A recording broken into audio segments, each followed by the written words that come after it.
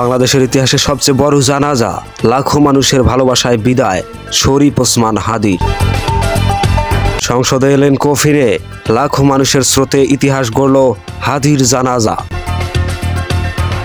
এতক্ষণ শুনছিলেন সংবাদ শিরোনাম, এবারে থাকছে বিস্তারিত। এমন জানাজার নামাজ বাংলাদেশ আগে কখনো দেখেছে কিনা সে প্রশ্নই উঠছে।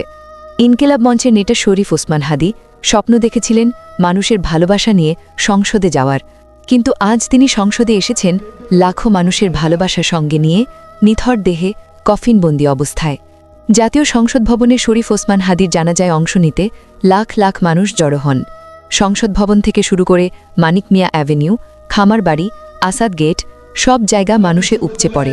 স্লোগানে স্লোগানে প্রকম্পিত হতে থাকে পুরো এলাকা। আমরা সবাই হাদি হব, যুগে যুগে লড়ে যাব, হাদি ভাইয়ের রক্ত বৃথা যেতে দেব না।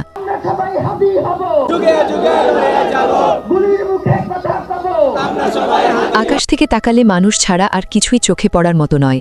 সাধারণ মানুষের এমন ঢল স্মরণকালে খুব কমই দেখা গেছে।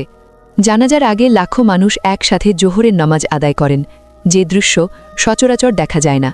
দুপুরের দিকে সংসদ ভবনের দক্ষিণ প্লাজায় এসে পৌঁছায় হাদির মরদেহ। লাখো জনতা যেন একসাথে এক বিপ্লবী বীরকে বরণ করে নেয়। এ সময় উপস্থিত হন প্রধান উপদেষ্টা সহ সরকারের বিভিন্ন দপ্তরের উপদেষ্টারা। যোগ দেন বিএনপি, জামায়াতে ইসলামী সহ বিভিন্ন রাজনৈতিক দলের শীর্ষ নেতারা। অনেকেই চোখের পানি ধরে রাখতে পারেননি। বক্তব্যে বলা হয়, হত্যাকারীরা যেখানে থাকুক, সমুদ্রের ওপারে কিংবা পাহাড়ের আড়ালে, রাষ্ট্রকে সর্বোচ্চ প্রচেষ্টা চালিয়ে তাদের গ্রেপ্তার করতে হবে এবং বিচারের মুখোমুখি করতে হবে। আরও বলা হয়, শহীদ ওসমান হাদির আদর্শ ও চেতনা এই দেশের প্রান্তরে প্রান্তরে যুগের পর যুগ টিকে থাকতে হবে।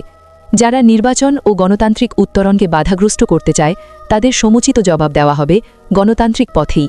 তবেই শহীদ ওসমান হাদির রক্তদান ও আত্মত্যাগের প্রতি সঠিক সম্মান জানানো সম্ভব হবে। এরপর শুরু হয় জানাজার নামাজ। নিশ্চুপ শৃঙ্খল পরিবেশে হাদির বড় ভাই জানাজা পড়ান। অশ্রু সজল চোখে লাখো মানুষ আল্লাহর দরবারে ফরিয়াদ জানায়।